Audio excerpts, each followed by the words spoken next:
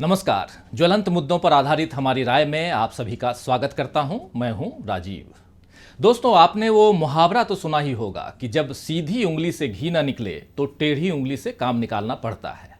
और ठीक इसी तर्ज पर बीजेपी काम कर रही है। सत्ता के घी को निकालने के लिए जब उसके बाकी पैतरे काम नहीं आते तो बीजेपी जांच एजेंसियों यानी ED, enforcement directorate, CBI, central bureau of investigation और आईटी, इनकम टैक्स को टेढ़ी उंगली बनाकर उसका इस्तेमाल करती है और अपना काम निकालती है। ध्यान देने वाली बात यहां यह है कि बीजेपी की इन टेढ़ी उंगलियों की जोर आजमाइश विपक्ष के नेताओं पर ही होती है, खासकर उन नेताओं पर जिन्होंने बीजेपी को या तो सत्ता से बाहर कर दिया या फिर बीजेपी की सत्ता को चुनौती देने की हिम्मत दिखाई।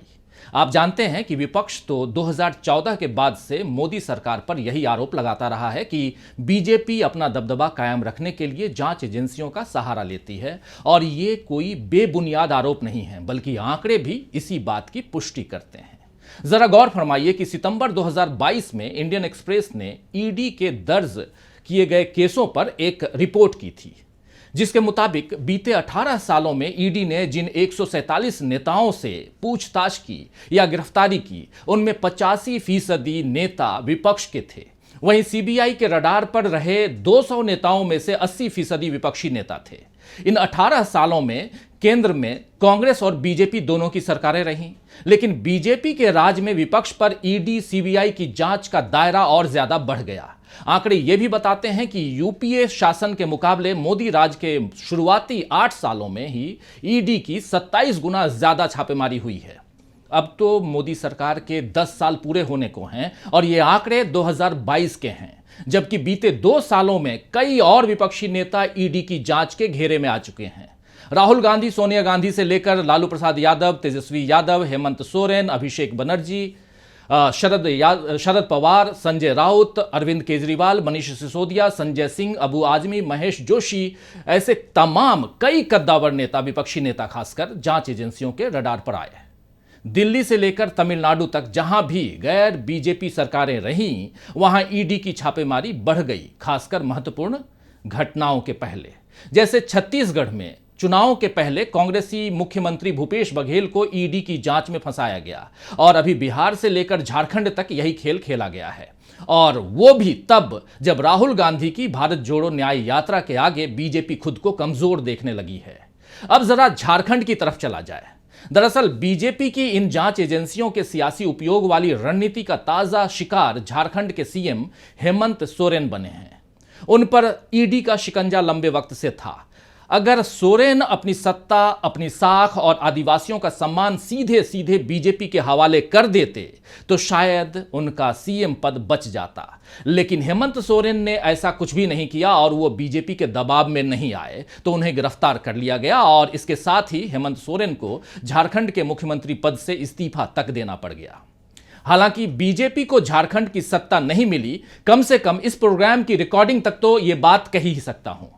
आगे किस पल कौन सा नया दांव बीजेपी चल दे और सत्ता हथिया ले, इस बारे में तो शायद बीजेपी के आम कार्यकर्ता को भी पता नहीं होगा, कोई अंदाजा नहीं होगा। खैर, सवाल उठता है कि क्या झारखंड का भविष्य बिहार जैसा हो पाएगा, या फिर इस आदिवासी बहुल राज्य में जल, जंगल और जमीन की ताकत बीजेपी को पटखनी देगी?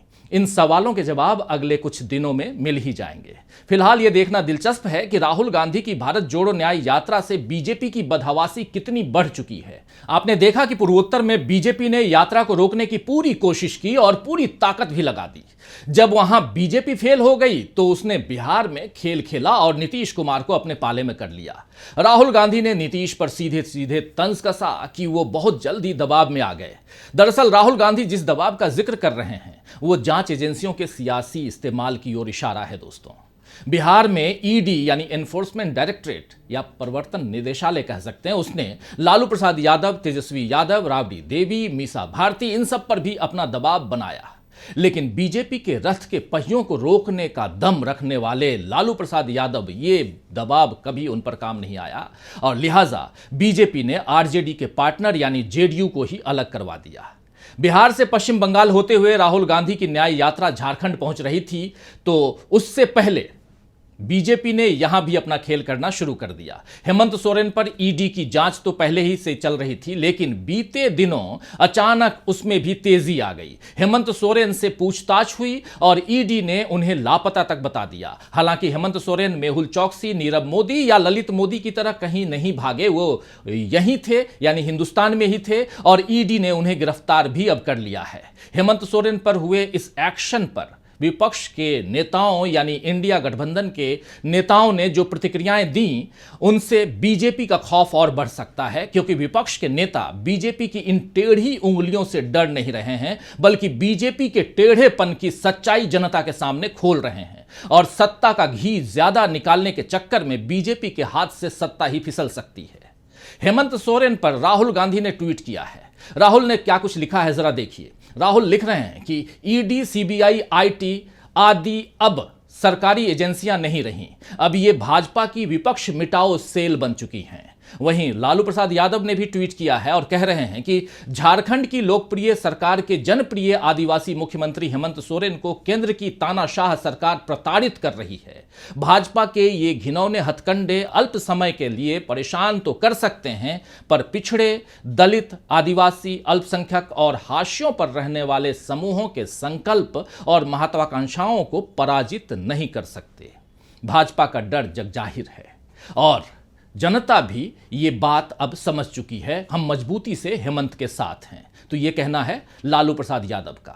आपको बता दूं, याद दिला दूं कि 80 बरस के हो चुके लालू प्रसाद यादव को उनकी खराब तबीयत के बावजूद ईडी ने घंटों पूछताछ के लिए बिठाए रखा था और उनके बाद तेजस्वी यादव से भी ऐसी ही लंबी चौड़ी पूछताछ की गई। ये सब इसीलिए क्योंकि नीतीश कुमार को अपने पाले में करने के बाद भी बीजेपी को डर है कि कहीं विधानसभा में फ्लोर टेस्ट में नीतीश बाबू जो हैं वो फेल ना हो जाएं और बिहार की सत्ता फिर से आरजेडी के पास न चली जाए। बीजेपी का यही डर झारखंड में भी दिख रहा है। बीजेपी के इस डर में नीतीश कुमार को भी अपना राजनीतिक भविष्य डामाडोल दिख रहा है। इसीलिए एक हफ्ते तक दूसरी जुबान बोलने वाले नीतीश कुमार की अब जुबान भी पलट गई है। हेमंत सोरेन मामले में नीतीश ने कहा है कि उन पर चार्जेस तो बहुत दिन पहले से थे और इस पर जांच स्वाभाविक है। हालांकि यही स्वाभाविक जांच ईडी हिमंता विश्व शर्मा, अजीत पवार, येदुरप्पा या पाला बदलकर बीजेपी में चले जाने वाले नेताओं पर क्यों नहीं करती है, इसका जवाब शायद नीतीश कुमार के पास नहीं होगा। वैसे आपको याद दिला दूं कि मोदी ने सत्ता संभालने के साथ ऐलान किया था कि न खाऊंगा न खाने दूंगा, यानी भ्रष्टाचार के लिए जीरो टॉलरेंस नीति अपनाई जाएगी। लेकिन यहां भी आंकड़े मोदी की ही पोल खोल रहे हैं। भ्रष्टाचार के मामले में भारत की स्थिति पिछले साल के मुकाबले और खराब हो गई है। ट्रांसपेरेंसी इंटरनेशनल की एक रिपोर्ट में बताया गया है कि 2022 में भ्रष्टाचार के मामले में भारत का ओवरऑल स्कोर 39 था, जो 2023 में बढ़कर 40 हो गया है। भ्रष्टाचार धारणा सूचकांक करप्शन परसेप्शन इंडेक्स की ताजा रिपोर्ट में बताया गया है कि साल 2023 में कुल 180 देशों में भारत 93वें यानी 93rd रैंक पर पहुंच गया है। दरअसल भ्रष्टाचार के ये रिकॉर्ड मोदी सरकार की 10 साल की ऐसी उपलब्धि है जिससे दुनिया में भारत का सिर नीचा हो रहा है। जी हां, बिल्कुल सही सुन रहे हैं आप, दुनिया में भारत का सिर नीचा हो रहा है। मगर यहां तो मोदी सरकार को केवल अपनी सत्ता की फिक्र दिखाई दे रही है, देश की साख नहीं। इसीलिए ईडी, सीबीआई और आईटी का सारा जोर विपक्ष के नेताओं पर लगाया जा रहा है, आखिर सत्ता का घी जो निकालना है। खैर, आज के लिए बस इतना ही। नमस्कार।